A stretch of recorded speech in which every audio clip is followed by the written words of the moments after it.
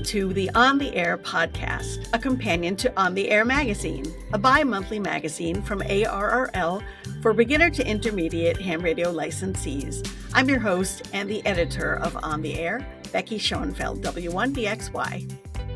Every month, the On the Air podcast extends material found in On the Air magazine to help you learn about the many things that the ham radio hobby and service has to offer. The On the Air podcast is sponsored by ICOM for the love of ham radio. Welcome to the January 2025 episode. On Tuesday, January 28th, the ARRL Education and Learning Department will launch an interactive live-streamed video podcast called On the Air Live. The monthly episodes will be aimed toward educating new and intermediate level hams. So if you're interested in learning how to register for the live stream on January 28th, there will be registration information at the end of this podcast. That first live stream on Tuesday, January 28th, will focus on slow scan TV, or SSTV, a ham radio mode that lets you use RF to send images. With us today is Steve Ford, WB8IMY, author of our January-February 2025 article, SSTV, When a Picture is Worth 1,000 Words. Steve's here to give us an overview of what slow scan TV is and how it works. Welcome, Steve. Good afternoon, Becky. Thanks for being here today. Thank you.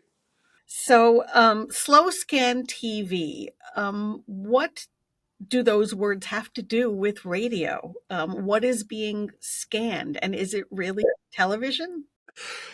Not television in the sense that you and I consider it. By that I mean moving pictures. It's sending still images, but it's taking an image, scanning it in the old days, converting it to sound information, basically, and then sending it out over the air on your transceiver. Okay, so it's still images, and you can have a regular ham radio contact using images. How does that work? Well, yes. In fact, it's more. Well, it's somewhat more complicated than I've let on. I've oversimplified a little bit, but not terribly so. Let me back up just a moment. There is slow scan television, and I'd be remiss if I also didn't mention that there is a digital version of the same thing that some people call D for digital, SSTV. Slow scan TV itself, what we're commonly used to seeing and what we're talking about today, is not actually a digital mode. It is something akin to facsimile. That's a reasonable comparison. Whereas digital SSTV is truly sending data over the air. So in the case of slow scan TV, again, you're taking these images, you're converting them into audio tones, and you're feeding them to a voice, single sideband, transceiver, and sending it out over the air. It isn't new technology. Hams were able to legally transmit SSTV starting at about the late 60s or about 1970. The FCC finally turned us loose on that. But the technology has been evolving ever since. It started with what we today would consider to be pretty crude equipment. They had monitors that had phosphors that would glow at the top, and then it would paint the picture from top to bottom, and the top would fade out, and it would do it over and over. These days, of course, it's all done via computer.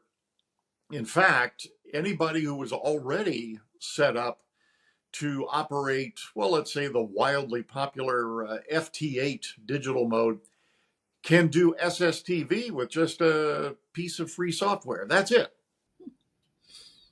So all you have to be able to do SSTV, you just need to be set up to do digital modes in general, and you can do SSTV? That's correct. And by setup, I mean that you've got a computer. Your computer has an interface from its sound device to your transceiver. Of course, nowadays, some transceivers have the sound devices already built in. And Excuse me, I have to clear my throat. If you can edit. Sorry about that.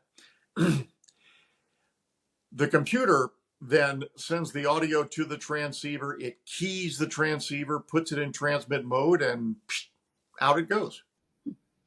Okay. So if somebody wanted to get into SSTV and they weren't already set up for digital modes, what would they have to get? Well, as the article describes, they would have to get, first of all, some sort of an interface. And by that I mean something that allows the computer to sort of communicate with the transceiver, to send audio back and forth, and to key the transceiver. So you would need that, once again, though, assuming that the transceiver doesn't have that already built in, and nowadays many do. And then you would simply need the software. In the article, I list where to find the software. It's free. And then you need some pictures on your computer that you can take from your own smartphone or however you want to do it. So, yeah, you mentioned the software in the article. There are a few different ones. Looks like some of it depends on whether you're on a Mac or a PC, but it looks like there are some options. That is correct. Probably for most amateurs who are running Microsoft Windows, the most popular program is one called SSTV, and that's been around for years. But there is one for the Mac as well, and that's called, I think it's Black Cat Systems, or well, that's the company that actually makes the software, but it's available for Mac. And there's also one for Linux. The name right now escapes me, but it's in the article. So, about how difficult or simple is it to get started with this software, to install it, to get started using it? Well, there is a learning curve like anything else. MMSSTV certainly has a learning curve. Fortunately, there are resources online that will help you through it. And once you're set up, though, and again, I'm speaking specifically here about MMSSTV. Once you're set up, there's little else that you have to do. It's not like you have to keep adjusting it constantly.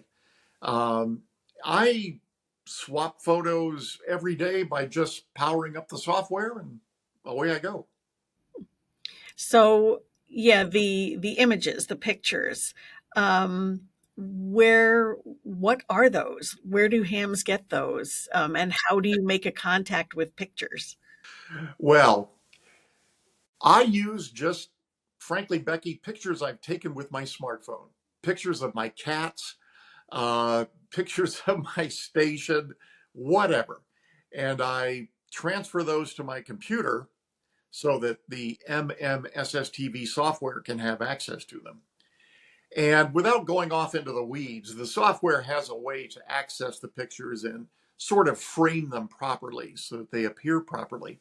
And then I simply go to one of the popular SSTV frequencies, the most popular of which is 14.230 megahertz. And the software also will impose letters onto the image. So in my case, the letters say CQ SSTV, and it shows my call sign, and then let's say a picture of one of my cats. And I put it into the transmit mode. I click on a little software button, and boom, it keys my transceiver and it starts sending. It has a very distinctive sound depending on the SSTV mode you've chosen. But then, depending on which mode, it could take anywhere from, say, 10 to 60 seconds to transmit the entire image. And then I just sit back and wait. And if things are going well, if my signal is heard, somebody else, somewhere else, will grab my picture that I've sent, and they will send their image back to me. Many times with a little an inset window to show what my picture looked like on their end, which is always handy. But they will send it back to me. I'll see their call sign. I'll see whatever image they're sending me, maybe another cat. And my little image down there. Oh, and also a signal report like 595, something like that. Then it's my turn, and I will pick another image just to break it up a bit. I don't like to send the same images over and over. I'll pick another image. I will ask SSTV to impose 73, and thanks for the contact. That those letters will appear over the image. I click transmit, out it goes. And then the other person will typically send me something similar in return. And that's the end of the contact. So this is not a mode to have a chat on. But not normally. There's nothing that would forbid you from doing that, really. Um, in fact, I should point out, Becky, I mean, we've been talking about HF, and in this case, 20 meters. But again, since this is analog, since it's just audio tones being applied to a radio, there's no reason why you couldn't do this on 2-meter FM, why you couldn't do it on, say, simplex, or why you couldn't send this image on a repeater, although I would get the repeater owner's permission before I would send this over the air. Somebody's likely to wonder what in the world's going on. Uh, any voice transceiver can support this. It's popular on HF, but I've done it on, again, FM. I've done it on 6 meters, whatever. Oh. So even if you're a technician and you don't have all of that HF real estate, you can still do SSTV. Oh, absolutely. Yes. Yes. So you mentioned that even though SSTV isn't a digital mode, it does have a distinctive sound. And often those sounds, we kind of associate those with digital modes. Yes, it's a musical, repetitious sound. It just goes over and over and over. And it's kind of fascinating if you're watching the image that you are sending and you're watching the software processing and sending that image, you will see that it's sending it line by line by line by line. And the sound, to put it that way, will actually change as it goes from, say, one color to another, or as it's going over letters or black areas of the screen or whatever. The sound will actually change. And I understand you have a sample of the sound. Yes, I do.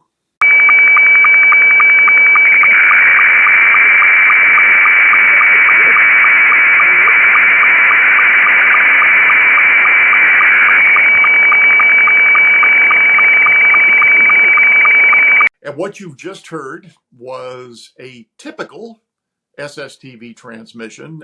There are several different modes of SSTV that you can select in the software, and they have unusual names. What you just heard was called Scotty 2, and that's a particularly fast mode used by hams quite a bit in the US and Canada.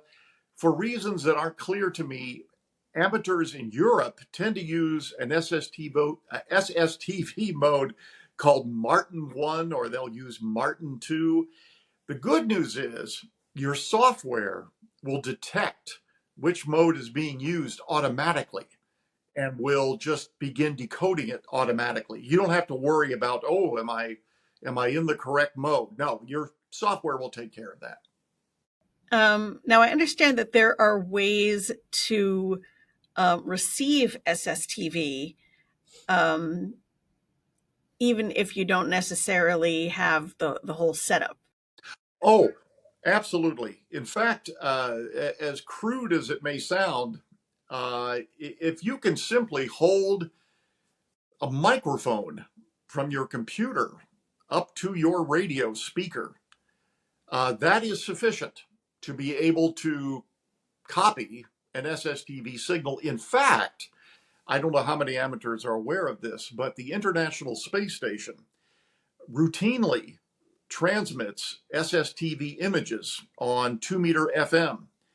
And I've seen many people that have just taken their radios and again hold them up to a computer microphone and activate their software, and they're able to copy these images.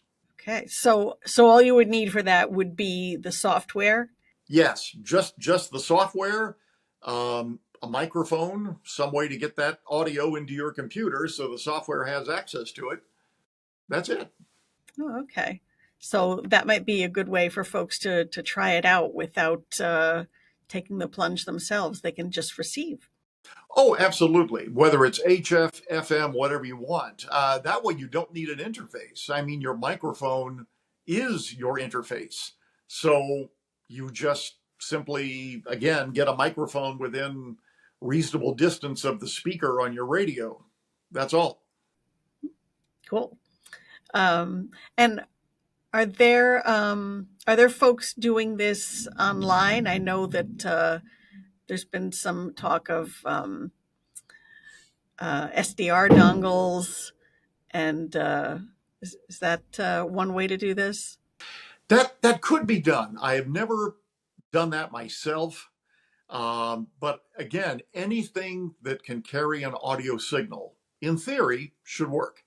Speaking of online, that you brought that up, one thing that is very cool, and I mentioned this in the article, but let's just say that you send an SSTV CQ, but nobody responds to you. So you kind of wonder, well, did my signal really get out there? Is there something wrong? What have you? There is a website that actually displays images from various stations around the world. These people upload automatically to this website. And routinely, I will send an image and then I'll run over to the website, bring the website up on my computer, and it's like, oh, there's my cat. Okay. And I'll say, oh, this guy in Appleton, Wisconsin, he received my cat image. Okay, I know I'm getting out. So is it sort of like an SSTV beacon? Well, you could call it that, I suppose. It isn't just on 20 meters. As I said, 20 meters is by far the most popular. However, when conditions are favorable, SSTV is also found on 10 meters. Unfortunately, not in the portion of the band that technicians have access to, but it's at 28.680 megahertz. And you won't find as many signals there, but they do pop up from time to time. As with 20 meters, most of the activity seems to be on weekends. Mm-hmm. Okay. So, as you may know, there's a new live interactive series coming out later this month called On the Air Live. And the first topic being taught in that web series is going to be SSTV. And folks who attend that episode will be able to ask questions in real time. The instructor, Wayne Green, is going to be going through the basics, setting up the equipment for it, hopefully making a contact or two live while folks are watching. And generally trying to get folks excited about SSTV. I know you've been doing SSTV for quite a while. What is it about it that you find interesting? Why do you work SSTV? I think the most interesting aspect is when you see somebody start to transmit an image to you, and you see that image start to be, I would use the expression painted. It paints down your screen from the top to the bottom, and you see that materializing.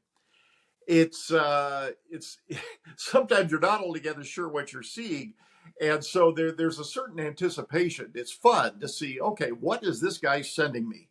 And it will be an image of this person's backyard or their dog instead of cats. Maybe they're dog lovers. So again, it's like the quote from Forrest Gump. You know, the box of chocolates. You never know what you're going to get. That's one aspect that I like. Plus, granted, I mean, you can, as everyone knows, easily send still images from your smartphone, and they even look better on your smartphone. However, with SSTV, it is from you to the other person. There isn't a multi-billion-dollar infrastructure between the two of you. You are doing it hand to hand. And to me, that's still magic. Yeah, yeah. Is there anything that you wish you knew when you started doing SSTV that maybe somebody who's going to tune into this live stream later this month might be wondering about, and that they maybe should know before they get into this? Just the aspect of how to put together an SSTV station, as we just discussed, what sort of interface that you need. Certain adjustments have to be made. As I said, there is a learning curve. You don't want to send, for example, too much audio to your radio, because that will distort the output. It'll distort your image, cause all sorts of issues. There are other aspects like how to use those templates that put letters on your images that you sent. Some of that isn't intuitive, and it would have been helpful to have more information about how to do that. I had to sort of beat my head on the desk until I finally figured that out. But no, as I said, once you get past those steps, it's pretty smooth sailing. Great. Okay, well, thanks for being with us today, Steve, to talk a little bit about SSTV and give folks an idea of what they are going to be seeing and hearing and learning at the On the Air live session later this month. Thanks again for being with us today. Certainly, my pleasure. Thank you. So going back to the On the Air live session, the first one will be Tuesday, January 28th at 8 p.m. It will be on SSTV, so if you've ever been interested in trying that mode, learning about what it entails, that is where to be on January 28th. We'll have Wayne Green, who will be doing a setup, taking people through what you need to do SSTV, how to get it set up, and how to create your images and make contacts. He's going to be doing it live, so as he's working, you can ask questions, you can offer comments. If it's something that you've done before and you want to add bits of your own experience, you can do that live while the session's going on. So if you're interested in getting in on that event on January 28th, it is free to ARRL members. And to register, you go to learn.arrl.org. And once you're on that page, you'll click on events in the upper left-hand corner of the page. Once you're on the events webpage, locate the section of the page titled Upcoming Live Events and click the large box labeled January 28th, 2025, and you'll be taken to another screen that features a large blue button labeled Register. And that's where you can register for free for the January 28th On the Air live session on Slow Scan Television. If you already have a login for the ARRL website, you will need that login information in order to register. If you need information about how to become an ARRL member so that you can join in on this live event, go to arrl.org. I hope you've enjoyed this episode. Thanks again to Steve Ford, WB8IMY, and we will see you again in February 73.